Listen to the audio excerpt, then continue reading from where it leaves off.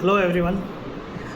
अगर आप UPI transaction कर रहे हैं तो कुछ रूल याद कर लीजिए, बहुत ही इंपॉर्टेंट रूल है। अदरवाइज़ आपको इधर जीएसटी और इनकम टैक्स कहीं से भी नोटिस आ सकता है। जैसे कुछ रूल में पहला रूल इस तरीके से है कि अगर आपने कोई भी ट्रांजैक्शन किया है, जो आप यूपीआई से ट्रांजैक्शन कर रहे हैं और फाइनेंशियल ईयर में 40 लाख से ऊपर ट्रांजैक्शन चला गया तो आपको जीएसटी डिपार्टमेंट से नोटिस आ जाएगा। हाल ही में बहुत सारे केसेस में हुआ है।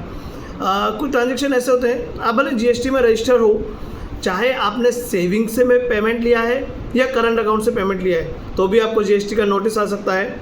तीसरा, अगर मान लो हम जैसे युवा पीढ़ी आजकल क्या करती है, यूपीआई में पैसा रखती है, कैश रखते नहीं है। मेरी बात कर रहा हूँ। हाँ, तो हम क्या कहते हैं, सामने वाले को बोलते हैं भैया यूपीआई ले लो, कैश दे दो। नहीं, गलती मत करना, वो भी आपका सेल्स टर्नओवर माना जाएगा।